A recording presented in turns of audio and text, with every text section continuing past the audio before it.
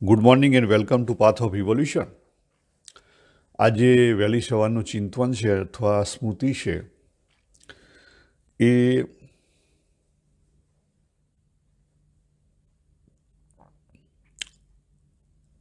જે કેટલાક નજીકના મિત્રો છે અને એ લોકો પણ સત્સંગમાં ઘણા આગળ વધેલા છે અને એમના જે ડિસ્કશનમાં કેટલાક પ્રશ્નો આવ્યા હતા એની ઉપરનું ચિંતન છે.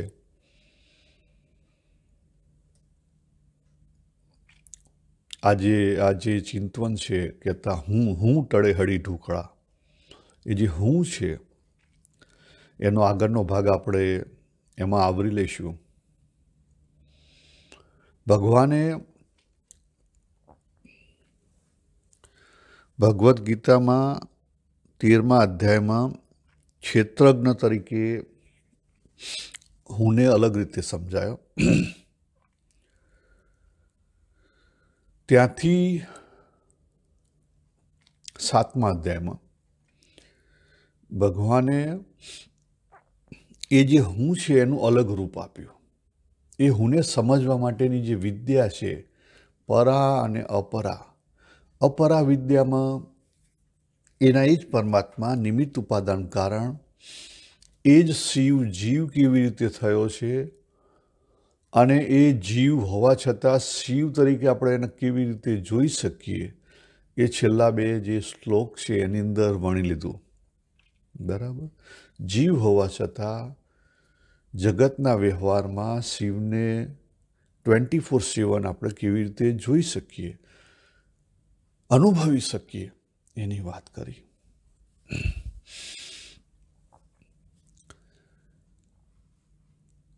આજે હું ટળે હળી ઢૂકળા,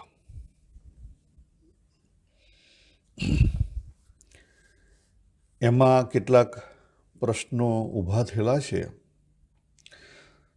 તો આપણે સ્ટાર્ટ કરીએ વચનામૃત અને પછી આવીએ ભગવદ્ ગીતા ઉપર. તો વચનામૃતમાં ભગવાને વાત કરી, 3 સ્ટેપની વાત કરી ગઢડા મધ્ય 2માં. પહેલું સ્ટેપ છે બહિરંગ સાધના, કહેતા નેગેટિવમાંથી પોઝિટિવ થો. બીજું સ્ટેપ એનાથી 100% વિરોધી છે અંતરંગ સાધના, કે અંતરદ્રષ્ટિ. બરાબર. પણ કોની ઉપર? તો એમાં શું કરવાનું છે? તો ત્યાં વાત કરી આત્મચિંતનની. અને ત્રીજું છે પૂર્ણપણું. એના આપણે સિમ્પલ શબ્દોમાં કહીએ તો સ્ટેપ 1 બહિરંગ સાધના એટલે પ્રાઇમરી સ્કૂલનું જ્ઞાન. સ્ટેપ 2 અંતરંગ સાધના એટલે સેકન્ડરી સ્કૂલનું. બરાબર. અને સ્ટેપ 3 પૂર્ણપણું એટલે કે કોલેજનું એજ્યુકેશન. આ સાધના માટેની વાત થઈ. બરાબર. સાધનામાં આપણે સાધક બનીને આપણે કરવાનું છે. હવે કેટલાક કેવું હોય છે કે ભગત બનીને ભગવાનને પકડે, અને કેટલાક સાધક કહેતા શિષ્ય બની અને ગુરુ જોડેથી શીખે. આપણે આગળ જોયું છે એટલે અહીંયા હું વિશેષ વાત નહીં કરું ભગત અને સાધકની.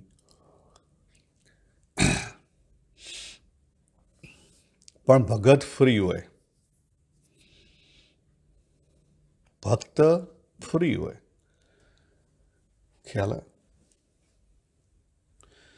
અને ભક્ત છે એ ઘણીવાર ભગવાનનું પણ નહીં સાંભળે, પોતાનું પકડી રાખે.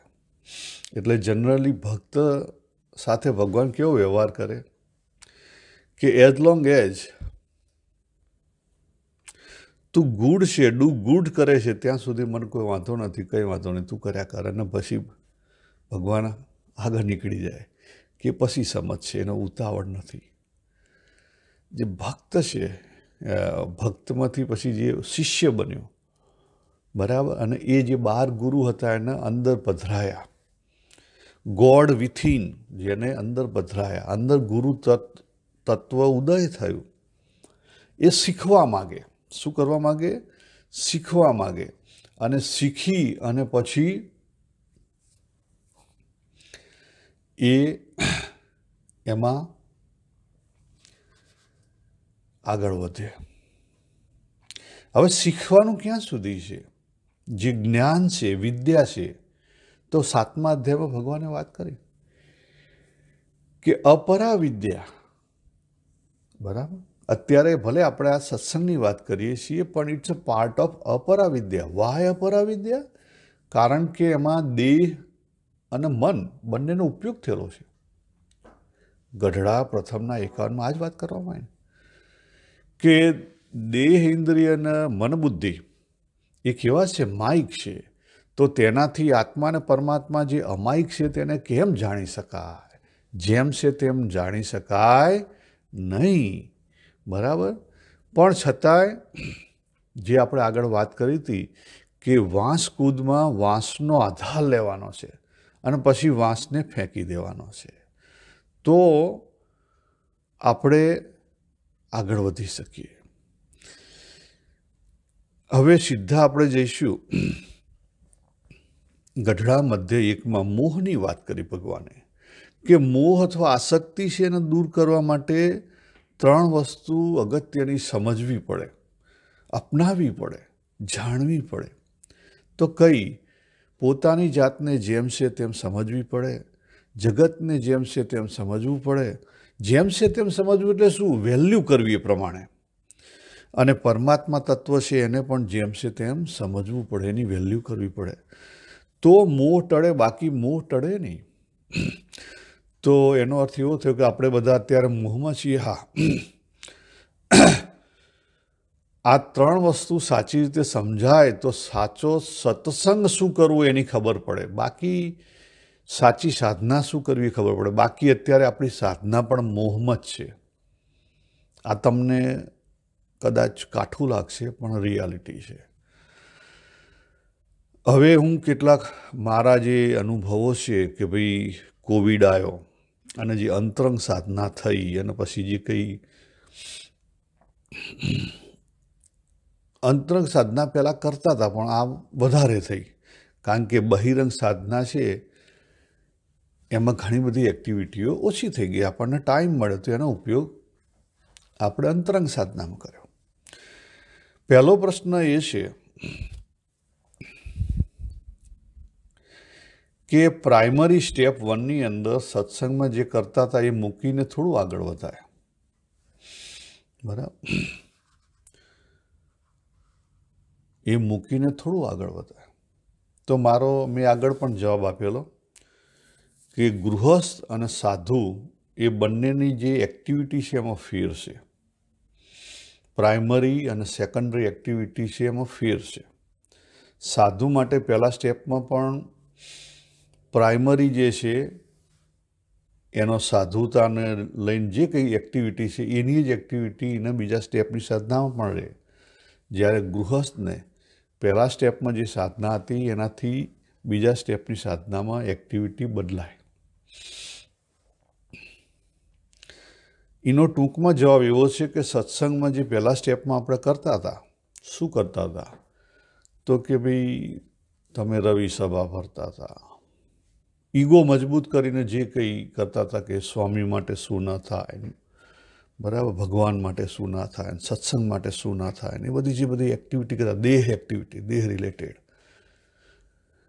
એ એક્ટિવિટી મૂકી દેવાની હું વાત નથી કરતો. પ્રાઇમરી એજ્યુકેશન લીધું પછી સેકન્ડરી એજ્યુકેશનમાં ગયા તો આપણે જે 1 થી 10 ભણ્યા એ કંઈ મૂકી દઈએ છીએ? ના, મૂકી નથી દેતા. એનો બીજી રીતે ઉપયોગ કરીએ છીએ. બીજી રીતે કરીએ છીએ. બરાબર, એટલે આપણે જે સમજ્યા છીએ એને સાથે લઈ જવાનું છે. હું મૂકી દેવાની વાત નથી કરતો, પણ પ્રવૃત્તિમાં ફેર થશે ચોક્કસ. યસ, પ્રવૃત્તિમાં ફેર થશે. કેમ? કારણ કે હું ગૃહસ્થ, સમજી લો, જે કોવિડના કારણે જે કંઈ પ્રવૃત્તિ આપણે ના કરી છતાં આપણે ભગવાનની નજીક રહી શક્યા, એ બધી એક્ટિવિટી જો આપણે કરીએ તો ઓકે છે. તમારી પાસે ટાઈમ હોય કરો, ગુડ થિંગ. પણ ટાઈમ ના હોય તો પછી એમાં બહુ પકડી રાખવાની જરૂર નથી. નહીં તો પકડાઈ જશું, નહીં તો ફરી પાછા આપણે પકડાઈ જઈશું. બરાબર, પકડાઈ જઈશું એટલે શું? તો આ બધી જે બાહ્ય પ્રવૃત્તિ છે, જે દેહથી થાય છે, બરાબર, એની અંદરથી તમને ટાઈમ નહીં મળે તો આપણે દેહને સ્ટ્રોંગ કર્યા કરશું, અને દેહ સ્ટ્રોંગ થશે, થયા જ કરશે, તો પછી આપણને જે મન છે, માઇન્ડ, એને સમજવાનો ટાઈમ નહીં મળે, અને માઇન્ડને સમજી નહીં શકીએ તો માઇન્ડને ડિઝોલ્વ કેવી રીતે કરશો? આ પ્રશ્ન છે સામો મારી તમારી પાસે, બરાબર? વિચાર કરજો. દેહથી સત્સંગ જે કરવાનો છે,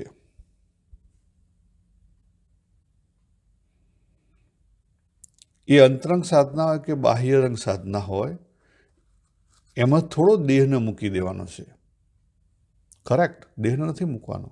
દેહ ભાવ, અત્યારે હું ઉઠ્યો, હું છું, એટલે આ હું દેહ છું, એનો જે મને ભાવ થયો, હું છું, દેહ ભાવ, એ તો આવવાનો જ, એને નહીં મૂકી શકાય, એ નહીં ટળે, અને એને ટાળવાની જરૂર નથી. આપણે ખોટું સમજીએ છીએ. એને ટાળવાની પણ જરૂર નથી, પણ એમાંથી જે દેહાત્મ અભિમાન ઊભું થાય છે, એને ટાળવાનું છે. દેહભાવ નહીં ટાળી શકો મહારાજ. જ્યાં સુધી જીવન છે ત્યાં સુધી દેહભાવ તો રહેશે જ. સવારે ઉઠ્યા તમને ખબર પડે હું છું, તો એ હું એટલે એ વસ્તુ સમજવાની છે. હું ટળે હળી ટુકડામાં હું કોણ છે, આપણને એની જ ખબર નથી. હું એટલે દેહ છે, હું એટલે ઇન્દ્રિયથી જે છે એ છે, કે હું એટલે મનથી જે છે, કે હું એટલે બુદ્ધિથી છે? કોણ છે હું એટલે?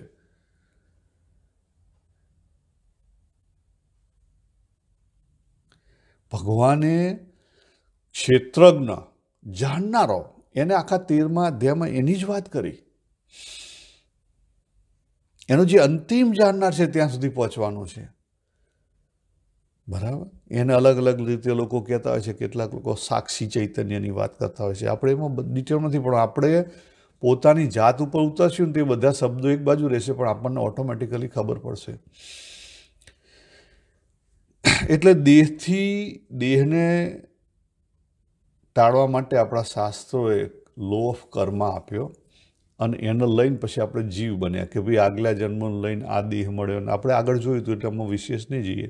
એટલે જીવ ભાવ, દેહ ભાવ, જીવ ભાવ, પણ એ બંનેને શું કરવાના છે? એ બંનેની સમજણ હશે. આપણે જેમ કીધું ને કે પ્રાઇમરી સ્કૂલનું એજ્યુકેશન ભૂલીને આપણે આગળ વધવાનું, ના, ભૂલવાનું નથી જરૂર. એનો ઉપયોગ કરવાનો છે, પણ કેવી રીતે? અલગ રીતે. જે સ્લેટ અને પેનથી જે એકથી 10 આંકડા આપણે ગૂંટતા હતા, એ હવે ગૂંટવાના નથી. એના જ ગૂંટવાના નથી. એમાં જે એક્ટિવિટી હતી એમાં ચેન્જ થયો આગળ. એને અલગ રીતે આપણે લેવાના છે. આટલું સમજાય તો તમને સમજાઈ જશે. એટલે કે વેલ્યુ ઘટાડી દેવાની છે. જવાબ શું છે? વેલ્યુ ઘટાડી દેવાની છે. કારણ કે જેમ છે તેમ પકડીને ચાલવાથી દેહ અને વૃત્તિથી પર નહીં થઈ શકાય. ગઢડા મધ્યનું 62મું વચનામૃત, પહેલો ભાગ. હવે વૃત્તિથી પર થવાની કેમ વાત કરો છો સાહેબ? તો એનું કારણ એક જ છે કે જ્યાં સુધી આપણને સાચો હું કોણ છે ત્યાં સુધી જે હુંને રિલેટેડ જે મોહ છે એ નહીં ટળે. જ્યાં સુધી હું નહીં ઓળખાય તો જગત નહીં ઓળખાય, તો જગતના રિલેટેડ જે મોહ છે એ નહીં ટળે. અને જ્યાં સુધી હું અને જગત નહીં સમજાય ત્યાં સુધી પરમાત્મા નહીં સમજાય. પરમાત્માને ત્યાં સુધી આપણે જે મૂર્તિરૂપ કે આપણાથી જે અલગ માનીએ છીએ એ ચાલુ જ રહેશે. તો પછી મોહ નહીં સમજાય, મોહ નહીં ટળે, તો આપણી જે સાધના આપણે કરીએ છીએ એ સાચી સાધના નહીં થાય. એટલે કે અત્યારે આપણે ખોટી સાધના કરીએ છીએ. આપણે અત્યારે જે સાધના કરીએ છીએ એ મોહની અંદર કરીએ છીએ, આટલું લખી રાખો. આપણી સાધના મોહથી ભરેલી છે. કંઈક બની જઈને આપણે સાધના કરીએ છીએ. આ જે બની ગયા છીએ એથી પર થવાનું છે. અઘરી બાબત છે.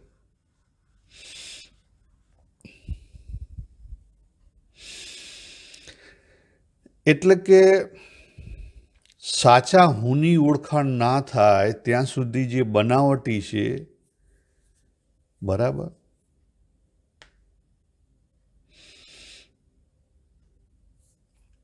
એ જે બનાવટી છે એની વેલ્યુ ધીરે ધીરે કરશું ત્યારે આપણે સાચા સુધી પહોંચી શકીશું. આપણને ખબર જ નથી કે આપણે મોહમાં છીએ. હા, આપણે મોહમાં છીએ. બિકમિંગ ઇઝ અ મોહ. પછી ભલે તમે ગમે એટલી ભગવાનની કહેતા હોય કે હું આ બધું ધર્મ રિલેટેડ જ કરું છું, પણ બની ગયેલા છો. ચેક કરો.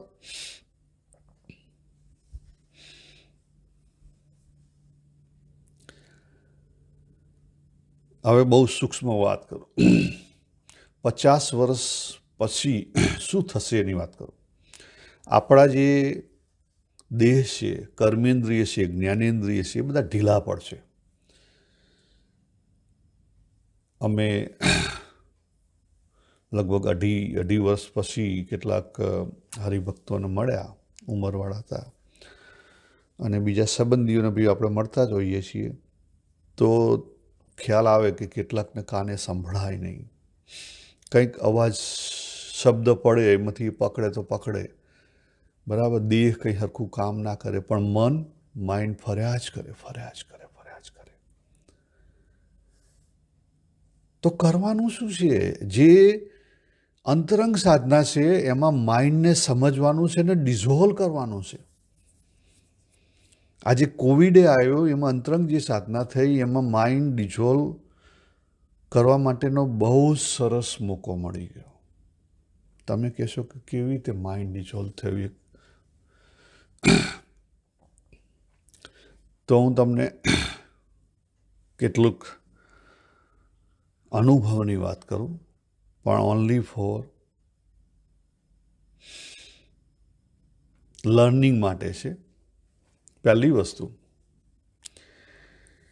કે અંતરંગ સાધના જો સાચી રીતે થાય તો ભગવાને આપણને જ્યાં રાખ્યા હોય ત્યાં આપણને ભર્યું લાગે. ત્યાંથી બીજે જવાની આપણને અંદરથી કોઈ પુશ ના થાય. એટલે આળસ નથી. જો યાદ રાખો, આળસુ માણસ હોય ને એ સન્ડે હોય ને તો 10 વાગ્યા સુધી પડ્યો રહે. આળસની વાત નથી.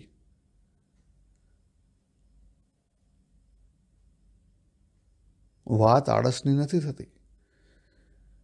આળસુ થશો તો ગયા, તો પછી તમને તમો ગુણ ખેંચી જશે. એટલે આ પણ ધ્યાન રાખવાનું છે. અંતરંગ સાધનામાં આળસુ ના થઈ જો એનું બહુ જ ધ્યાન રાખવાનું છે, બરાબર.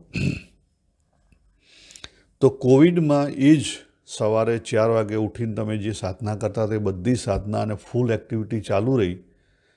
પ્રવૃત્તિમાં ફેર પડ્યો, સમય વધારે મળ્યો, કે દોડાદોડી બધી બંધ થઈ ગઈ. તો એનો ઉપયોગ તમે માઇન્ડને સમજવા માટે કર્યો, વૃત્તિને સમજવા માટે કર્યો, મેડિટેશનમાં કર્યો, અને મેડિટેશનથી પણ પર થઈ ગયા. મેડિટેશનથી પર થવાનું જ છે.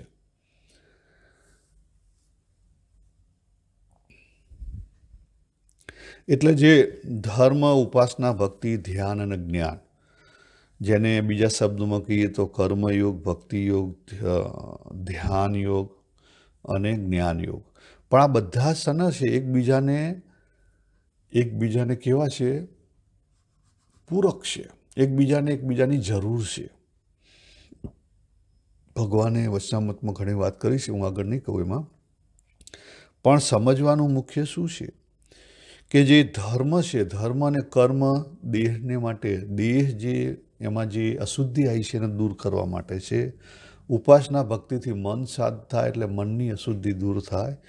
ધ્યાનથી જે ચિત્ત, વૃત્તિની અશુદ્ધિ છે એ દૂર થાય. અને જ્ઞાનથી જે બુદ્ધિની અંદર જે ભેદ આવ્યા છે એ અશુદ્ધિ દૂર થાય. તો પછી આપણે આપણા સાચા હું સુધી પહોંચી શકીએ. ત્યાં સુધી આપણે સાચા હું સુધી પહોંચી શકાય નહીં. અને આની અંદર પણ જો સ્વામિનારાયણ ભગવાને વાત કરી છે કે અતિશય મહાત્મ્ય સહિત ભક્તિ ભગવાનને વિશે હોય તો એક ભક્તિને વિશે ત્રણેય આવી જાય, પણ સામાન્ય ભક્તિ હોય તો એકમાં ત્રણ ન આવે. માટે ચાર વાનાય સહિત જે ભક્તિ તે જેમાં હોય તે એકાંતિક ભક્ત કહેવાય. ચારેય વસ્તુની જરૂર છે, એકબીજાના પૂરક છે, એકબીજાના સપોર્ટર છે.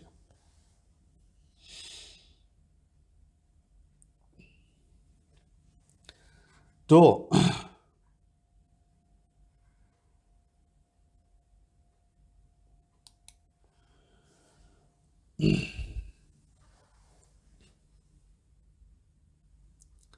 આ જે વૃત્તિ છે, જે સમય મળ્યો અને વૃત્તિ, તો કઈ રીતે વૃત્તિને સમજ્યા કે ભાઈ ટીમથી વૃત્તિ ઊભી થાય, તો વૃત્તિ ટળે કેવી રીતે? તો પહેલી વસ્તુ, તમે જો સાધનામાં આગળ વધ્યા હોય, વૃત્તિને સાચી રીતે સમજ્યા અને વૃત્તિ ડિઝોલ્વ થઈ હોય, તો પહેલી વસ્તુ કે જ્યાં હોવ, ભગવાને જ્યાં રાખ્યા હોય એ પરિસ્થિતિ જેમ છે તમને એક્સેપ્ટ થાય. પહેલી વસ્તુ એક્સેપ્ટ થાય. યાદ રાખજો, એક્સેપ્ટ આપણને નથી થતી, એક્સેપ્ટ થાય. એકાદ એક્ઝામ્પલ આપો. દાખલા તરીકે તમે શેર ટ્રેડિંગનું કરો છો અને એમાં તમને ખૂબ નુકસાન ગયું, તો તમને શાંતિ રહે, તમે ઊંઘી શકો. થાય છે તો તમે સાચી રીતે ભગવાનને સમજ્યા છો. કોઈ સગા સંબંધીનું અચાનક મૃત્યુ થઈ ગયું, બરાબર, અને એને જેમ છે તમે એક્સેપ્ટ કર્યું અને તમને મનને શાંતિ રહે, બરાબર, તમને ફિયર ના ચડે. ઘણીવાર ફિયર ચડે કે હારું મારું મોત આવી જશે, બરાબર, અથવા ઘણીવાર એટેચમેન્ટને લઈને આપણે હાંફળા ફાફડા થઈ જઈએ. તો એમાં તમે સ્થિર રહી શકો. એ જે પરિસ્થિતિ ઊભી થઈ છે એને જેમ છે તેમ તમે સ્વીકારી શકો, તો સમજી લો કે તમે કંઈક આગળ વધ્યા છો. નંબર 1, બરાબર. નંબર 2, તમને ભગવાને જ્યાં રાખ્યા હોય ત્યાં તમને પૂર્ણપણું લાગે. ત્યાં અંદરથી કોઈ પૂછ ના કરે કે સારું શનિ રવિ છે, મારે બહાર જવાનું છે, અહીં જવાનું છે, અહીં જ્યાં વગર નહીં ચાલે. ખ્યાલ? શનિ રવિની રાહ ના જોવો અને સોમવારે તમને ફ્રેશનેસ ના લાગે. ખ્યાલ? ઘણા બધા કહો સોમવારે બપોર સુધી ઊંઘ જ ના આવડી હોય. તો આ બધી વસ્તુઓ ના આવે તમારામાં. સોમવારે એટલા ફ્રેશ હો, શનિ રવિ જ્યાં હોય ત્યાં ભગવાને જેમ રાખેલા છે તેમાં તમે પૂર્ણ હો. તમને એવી કોઈ અંદરથી પૂછ ના આવે કે મારા કરવાનું બાકી, આ જોવાનું બાકી.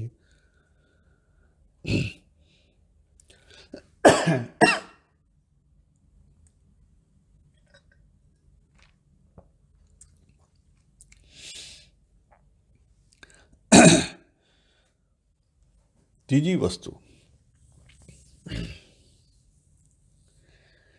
તમે એમની બેઠા છો બહાર ખુરશીમાં, ફર્સ્ટ ક્લાસ, શિયાળો છે, હિંચકામાં બેઠા છો, સવારનો સૂર્યનારાયણ ઉગેલા છે, પણ તમારું મન શાંત હોય. જેમ અહીંયા બ્રિસ્બેનમાં ઘણીવાર આકાશ કેવું, એક પણ વાદળું ના હોય, એવું ક્લીન, મન પણ એવું જ હોય. અંદર કોઈ વૃત્તિરૂપ ફુવારા ઊભા ના થતા હોય.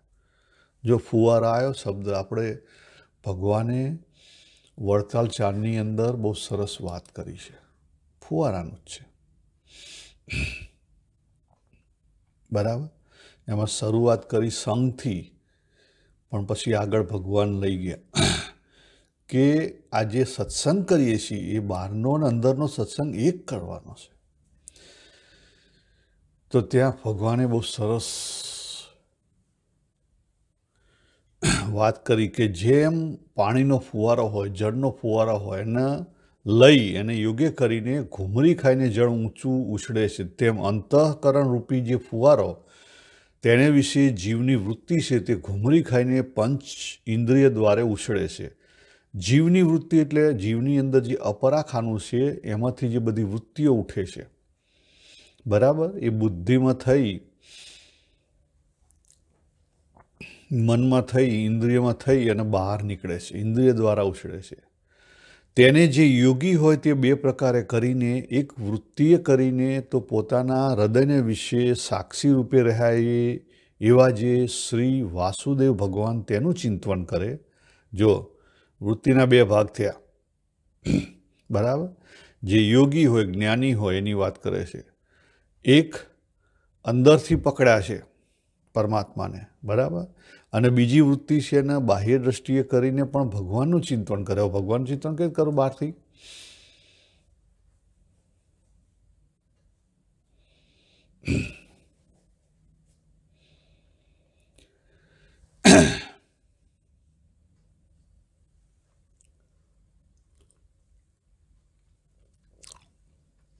તો ત્યાં પછી ભગવાન આગળ સમજાવે છે અને કહે છે કે જે અંતઃકરણ છે એ અંદર અંતરને વિશે સાક્ષીરૂપ જે મૂર્તિ અને બહારની મૂર્તિ એ બેયને એક કરે, પછી અંતઃકરણની બે વૃત્તિ પ્રકારે થઈ હતી એક થઈ જાય. અને આ રીતે ધીરે ધીરે ધીરે આપણને જે વૃત્તિઓ ઉઠે છે ને એ વૃત્તિઓ પછી ઉઠતી બંધ થાય. પણ આવી કંઈક સાધના કરી હોય તો વૃત્તિઓ ઉઠતી બંધ થાય.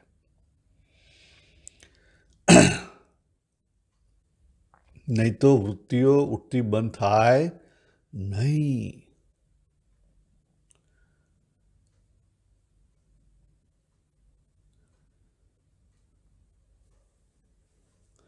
તો આપણે એ જે વૃત્તિનો ભાગ છે એના આપણે ટીમની અંદર અલગ અલગ રીતે અને આગળ બી સમજેલા છીએ, એટલે અહીંયા વિશેષ નહીં લઈએ. પણ આપણે 5 વચનામૃતની વાત કરી. ગઢડા મધ્ય 2, ગઢડા મધ્ય 1, ગઢડા મધ્ય 62, વડતાલ 3 અને વડતાલ 4. બરાબર. આપણા પ્રશ્ન કયા હતા કે જે સ્ટેપ 1ની અંદર જે આપણે સાધના ભાગરૂપ જે કરતા હતા, તો ભાગરૂપ કયું? તો જે કંઈ પ્રવૃત્તિઓ કરતા હતા. કઈ પ્રવૃત્તિ? તો કે ભાઈ શનિ રવિ મંદિરમાં, રવિવાર મંદિર માટે હતો આખો, શનિવાર પણ જે એક્ટિવિટી કરીએ, શુક્રવાર કે ગુરુવારે લોકલ સભામાં જતા, પછી જે પેલી એના માટે સપોઝ ક્રિકેટ હોય તો ક્રિકેટ કરતા. ટૂંકમાં activity, all activities relating two જે મંદિર, એ એક્ટિવિટી બધી સારી છે. પણ એ સ્ટેપ 1ની સાધનાની મોટાભાગની એક્ટિવિટી સ્ટેપ 1ની સાધનાની છે. સ્ટેપ 2માં તમારે જવું હોય તો પછી સ્ટેપ 1ની જે સાધનાની જે એક્ટિવિટી છે અથવા એનો જે ફોર્સ છે, એમાં જે આપણે હુંને તગડો કર્યો છે, એ જે હું છે એને મૂકવો પડે. નહીં તો પછી આપણે સ્ટેપ 2માં જઈ શકાય નહીં. ત્યાં કહેવાનો અર્થ એ છે કે આપણે એક્ટિવિટી બંધ કરવાની જરૂર નથી. સમય હોય એ એક્ટિવિટી કરો, પણ વેલ્યુ સિસ્ટમ ત્યાં ડાઉન કરવાની છે. દેહને લઈને જે કરીએ છીએ એની વેલ્યુ સિસ્ટમ ડાઉન કરવાની છે, તો આગળ વધાશે. આપણે આગળ જોયું હતું કે સમજી લો કે આજે સમજવાની જરૂર નથી. આજે 20મી જૂન એટલે સોમવાર જ છે, બરાબર. ગયા સોમવારે મને એક સ્વપ્ન આવેલું. એ સ્વપ્નમાં હું રાજા હતો. મંગળવારે બીજું સ્વપ્ન આવ્યું, એમાં હું ભિખારી હતો. એમ કરતાં કરતાં દરેક દિવસે અલગ અલગ સપના. સમજી લો, આ તો આયા નથી, મને સપના નથી આવતા, કદી સપના નથી આવતા, પણ આવ્યા, સમજી લો. તો એમાં સાચો હું કોણ? અને હું જાગ્યો ત્યારે હું બાબુ છું, તો સાચો હું કોણ? સ્વપ્નમાં જેમ આપણે જાગીએ એટલે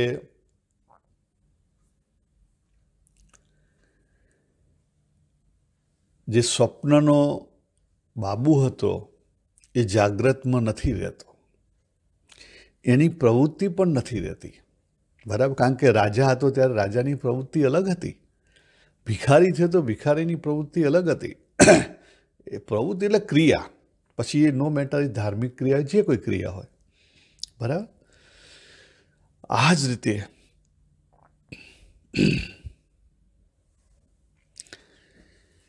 આપણે જે અત્યાર સુધી સપોઝ કે ભાઈ 2001થી સ્વામિનારાયણ બન્યો બાબુ, બરાબર, તો એ જે બની ગયેલા છીએ એમાં જે દેહથી બની ગયેલા છીએ એની દેહની વેલ્યુ ઓછી કરવાની છે, આગળ વધવાનું છે. એ મન ઇન્દ્રિયથી જે બની ગયેલા છીએ એની વેલ્યુ ઓછી કરવાની છે, આગળ વધવાનું છે. મનથી બની ગયેલા છીએ સારું ખોટું એનાથી પર થવાનું છે. એટલે કે સારી ખરાબ ક્રિયા છે. પછી એ જ રીતે બુદ્ધિમાં જે બધા ભેદ છે કે આ સારો છે ખરાબ છે એનાથી પર થવાનું છે.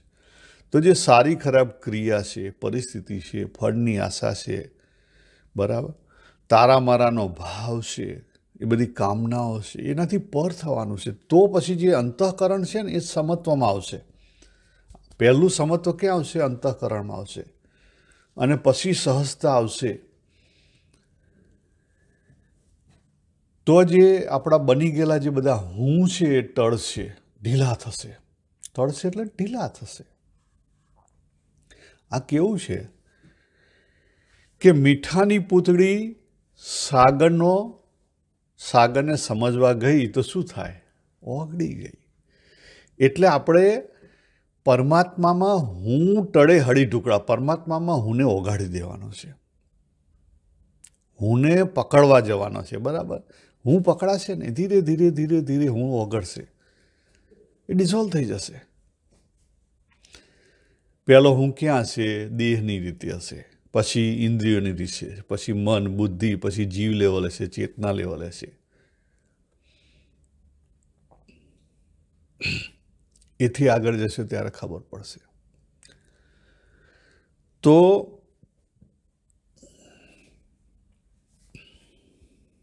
સાચા હુંની ઓળખાણ કરવા માટે જ આ બધા જે હું છે સ્ટેપ બાય સ્ટેપ એને, કારણ કે આપણે દેહથી જીવન છે એટલે એની વેલ્યુ આપણે ટાળવાની છે, વેલ્યુ ઓછી કરવાની છે, બીજું કંઈ નથી કરવાનું. ભાઈ આપણને કરતા નથી આવડતું.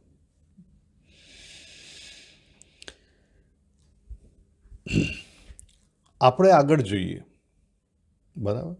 તે વેલ્યુ ઓછી કરવા માટે કેટલા સુધી આગળ જવાનું? તો હું તમને આગળ આપણે વાત કરી છે, પણ છતાં અહીંયા ફરી એને આવરી લઈએ, બહુ જરૂરી છે. ભગવદ્ ગીતા ઉપર આધારિત છે, બરાબર. હવે પહેલાં જોઈએ કે આપણે એમ કહીએ છીએ કે સચ્ચિત આનંદ રૂપ છું, આત્મા તરીકે હું સચ્ચિત આનંદ છું. તો આજે સચ્ચિત આનંદને આપણે જે આત્મા અથવા પરમાત્મા ગણે છે એને પણ આપણે ડિઝોલ્વ કરવાનો છે. હે એવું? હા, આપણે જોઈએ.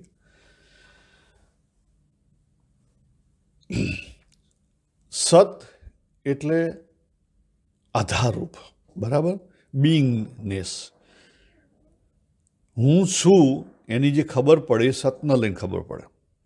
ચિત્ત એટલે નોઈંગનેસ, કારણ કે ચિત્ત ના હોય તો બિંગનેસની ખબર ના પડે. અને આનંદ એ જો સત અને ચિત્ત બે ભેગા થાય અને બે એકબીજાના પૂરક થઈ જાય, એક થઈ જાય, ત્યારે એમાંથી બ્લિસ આવે, બાકી ના આવે.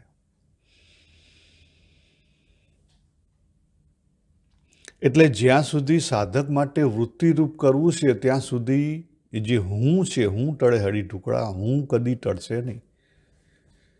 આ જે વૃત્તિરૂપ છે એને આપણે સાચી રીતે સમજવાનો છે. વૃત્તિમાં આપણે આગળ જોયું હતું કે અહમ વૃત્તિ અને ઇદમ વૃત્તિ. ઇદમ વૃત્તિ અહમ વૃત્તિના માથે બેસીને આવે. એટલે જ્યારે ઇદમ વૃત્તિ ટળી જાય ત્યારે અહમ વૃત્તિ રહે. અહમ વૃત્તિ એ અપરા વિદ્યા છે, પણ કેવી છે? એ જે વાસણાની આપણે વાત કરી, વાંસકૂદમાં વાસણાની, એ અપરા વિદ્યા. એ જે અહમ વૃત્તિ છે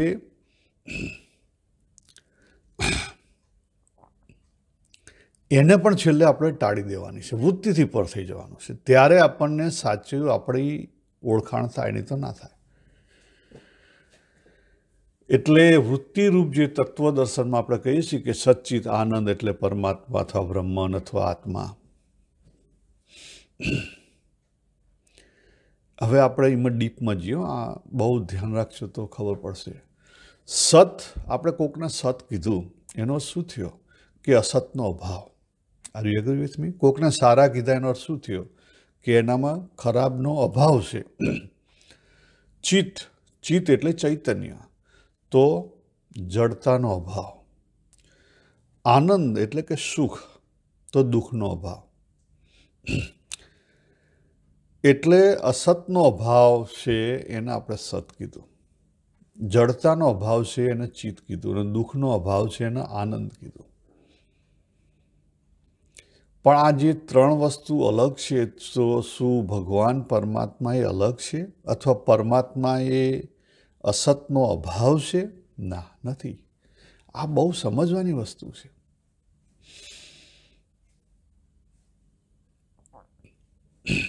હવે અભાવની વાત કેવી રીતે? એક સિમ્પલ એક્ઝામ્પલ લઈએ, માત્ર એક્ઝામ્પલ. દાખલા તરીકે ઝેર છે, તો ઝેરને સમજવું હોય તો ઝેરને કોણ સમજી શકે? ઝેરથી જે અલગ છે એને સમજી શકીએ, બરાબર. આપણે પેકેટ હોય એની ઉપર પોઈઝન લખેલું હોય તો આપણે એનાથી ખવાય નહીં, કારણ કે આપણે જો ખાઈએ તો આપણી ઉપર એ જ પોઈઝન ઇફેક્ટ થાય. એ જ રીતે જેનામાં પોઈઝન છે, સપોઝ સાપ છે, તો સાપનું અંદર પોઈઝન રહેલું છે, તો સાપનું પોઈઝન સાપના માટે ઝેરરૂપ નથી. યાદ કરજો, સાપનું પોઈઝન સાપ માટે ઝેરરૂપ નથી, આપણા માટે ઝેરરૂપ છે. તો આ રીતે જે એનાથી અલગ હોય એના માટે છે.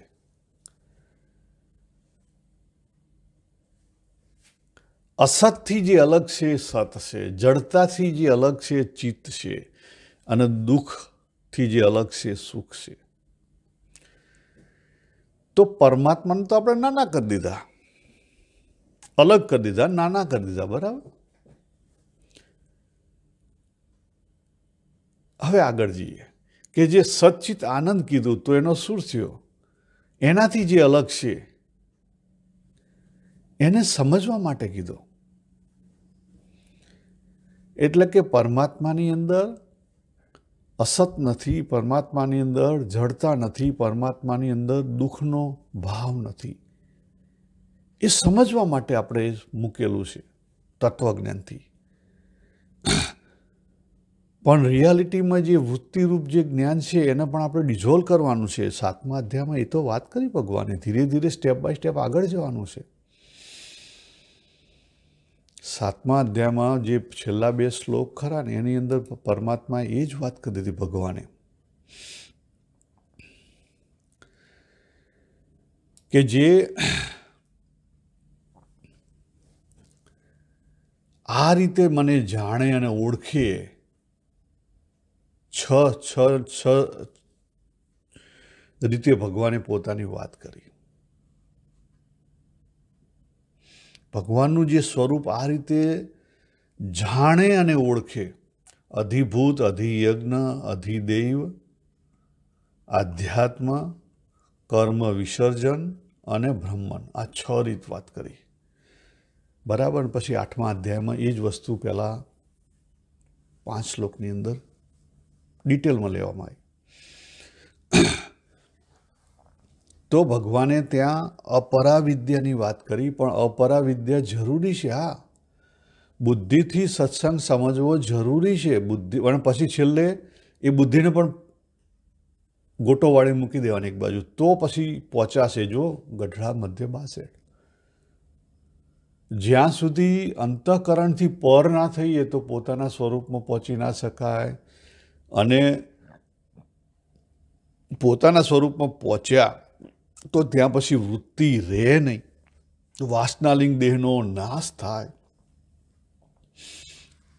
વૃત્તિરૂપ કશું રહે નહીં. હવે હું ખાલી ભગવદ્ ગીતામાં જે વાત કરી 2જા અધ્યાયની અંદર,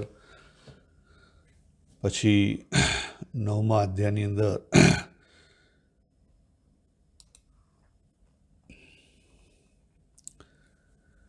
ભગવાને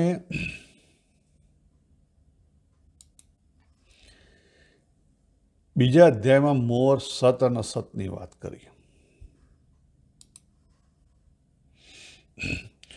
16મા શ્લોકની અંદર શું વાત કરી?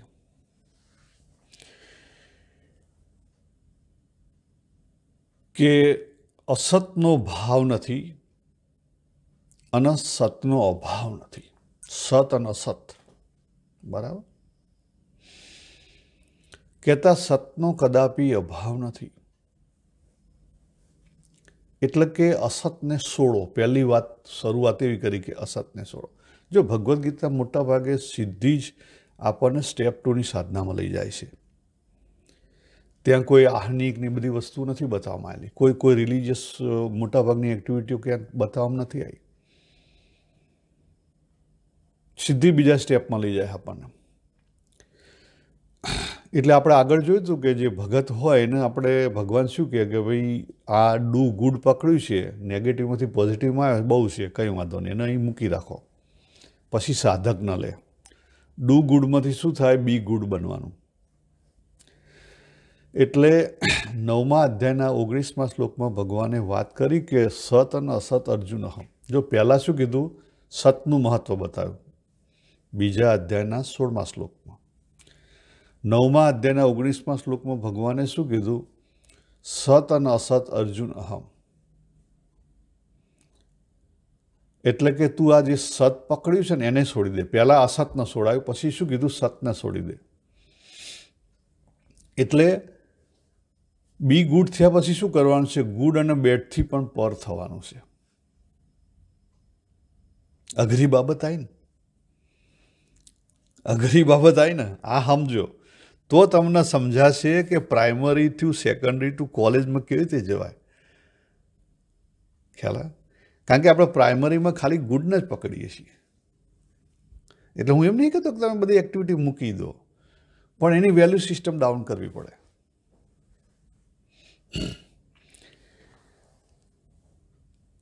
અને વેલ્યુ સિસ્ટમ ડાઉન કરી એટલે એવું કંઈ જરૂર નથી કે તમારે બધી એક્ટિવિટી કરવી. ના, નથી જરૂરી. એકોર્ડિંગ ટુ મી નથી જરૂરી. બીજા ભલે તમને કહેતા હોય કે કરતા હોય, ઇટ્સ અપ ટુ યુ. અને તમારે કરવું હોય, it's up to you. It's not my. અગત્યની વસ્તુ એ છે કે તમને 2-3 કલાક મળે, તમે બેઠા હો તો તમારું માઇન્ડ કમ્પ્લીટલી શાંત રહેવું જોઈએ અને એક્ટિવ રહેવું જોઈએ, એલર્ટ રહેવું જોઈએ. માઇન્ડ શાંત તો થઈ જાય છે પણ શું થઈ જાય? નસકોરા બોલવા માંડે છે. ના, એ ના ચાલે. એ ના ચાલે સાહેબ. તમે નવરા પડ્યા ને ડે ડ્રીમમાં જતા રહ્યા એ પણ ના ચાલે. તમે નવરા પડ્યા અને તમે ઊંઘવા માંડ્યા તો એ પણ ના ચાલે. હવે જો બીજા અધ્યાયમાં 16મા શ્લોકમાં ભગવાને અસતને છોડવાની વાત કરી. 9મા અધ્યાયના 19મા શ્લોકમાં ભગવાન આગળ વધ્યા. સત અને અસત અર્જુન અહમ. એનો અર્થ શું થયો? કે તું સતને પણ છોડી દે. એ સત અસતમાં નહીં ઊંડો ઉતર, બરાબર? કારણ કે તું સતને પકડીશ તો અસત આવશે ને અસતને પકડીશ તો સત આવશે. એકબીજાના ભાવ અને અભાવમાં છે. બેડ અને ગુડથી પર થા. પછી 13મા અધ્યાયમાં લઈ ગયા ભગવાન.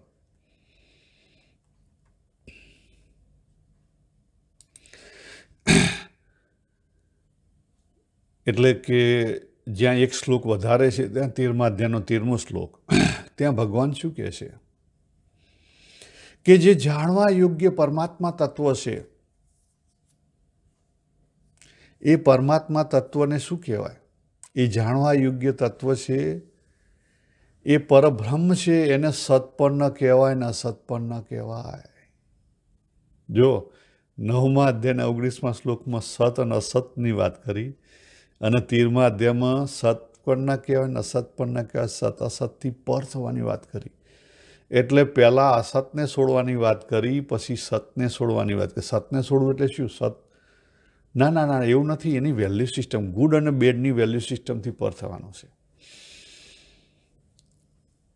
એ જે આપણે ઇગોઇસ્ટ થઈ જઈએ છીએ ગુડમાં, એનાથી પર થવાનું છે. અને પછી છેલ્લે બુદ્ધિથી વૃત્તિરૂપ જે કંઈ છે એનાથી પર થઈ જવાનું, જે કંઈ તત્વજ્ઞાન ભણ્યા એનાથી પણ પર થઈ જવાનું.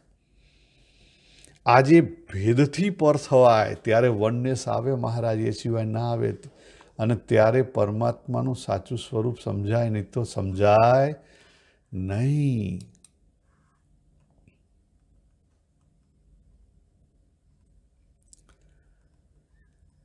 હવે આ બધી સાધના આપણે જાતે કરવાની છે.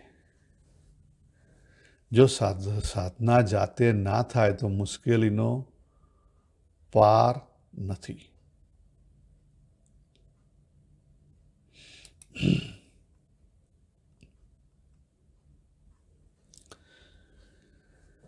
અને સ્ટેપ બાય સ્ટેપ આ રીતે પર થવાનું છે વૃત્તિથી.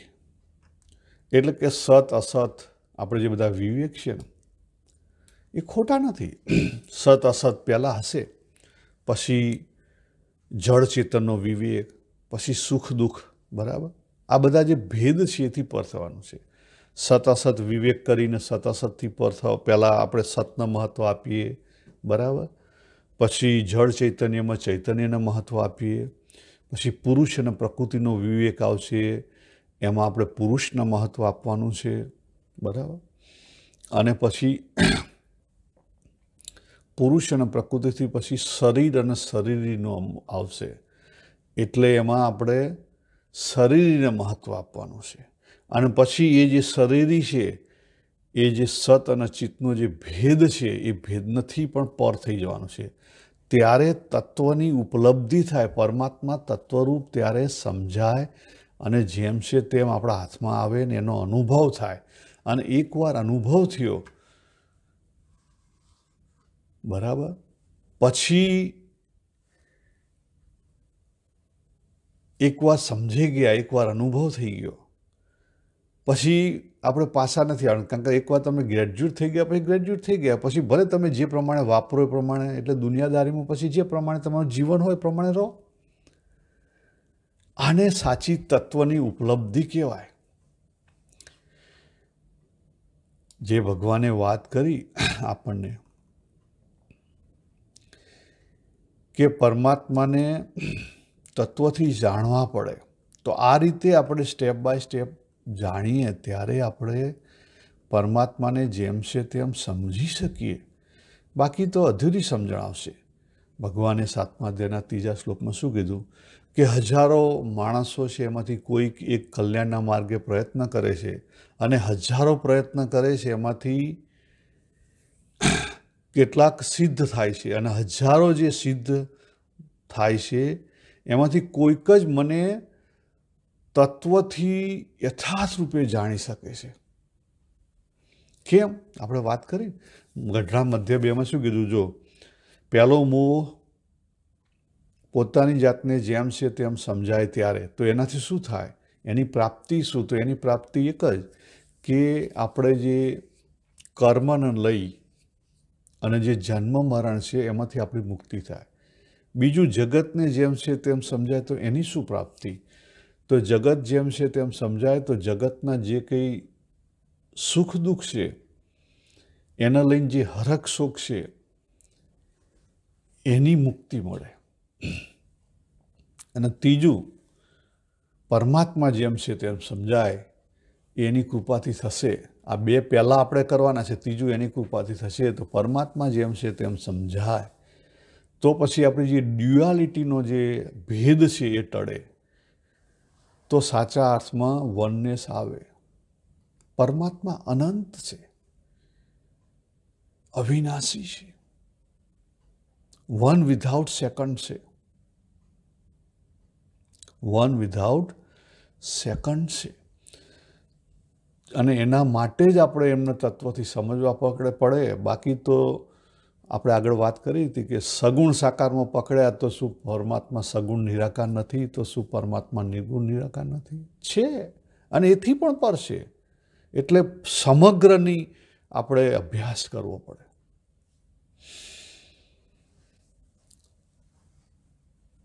અને સંઘની જે વાત કરી ને એમાં પણ જો ક્લેરિટી સ્વામિનારાયણ ભગવાને મધ્ય 31માં કર્યું કે મનન દ્વારા બ્રહ્મનો સંગ કરો. તો મનન દ્વારા બ્રહ્મનો કેવી રીતે સંગ કરવો?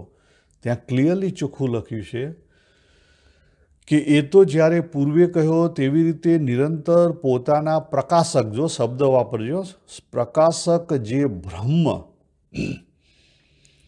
તેનો મનન દ્વારા સંગ કરે ત્યારે ટળે.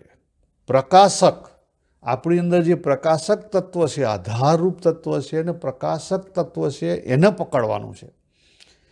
એટલે પહેલા સ્ટેપની સાધનામાં આપણે 12 જે ગુરુ કર્યા, ભગવાન કર્યા, એના બીજા સ્ટેપમાં હૃદયમાં પધરાવવાના છે અને અંદર જે છે પરમાત્મા, અંદર જે ગુરુ છે એનો સંગ કરવાનો છે. તો ધીરે ધીરે ધીરે ધીરે આ બધું વૃત્તિરૂપ જે છે ને બધું ઓગળી જશે. ઇટ ટેક ટાઈમ, પણ થશે. તો આજે આપણે બહુ સરસ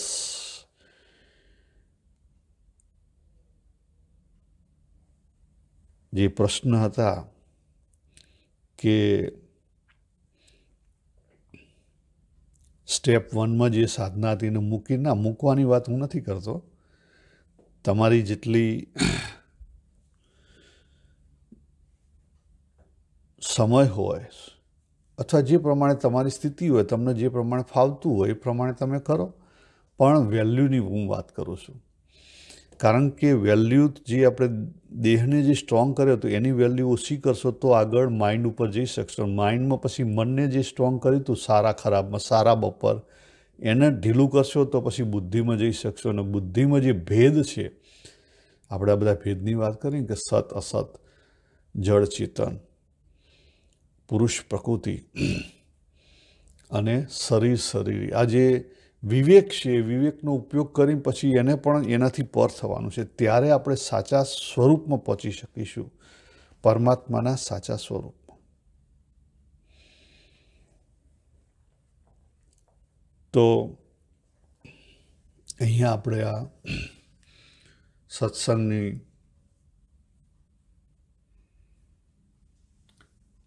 જે મનન ચિંતન કર્યું એને પૂર્ણ કરીએ. સર્વેને જય શ્રી કૃષ્ણ. હરિ ઓમ તત્સત.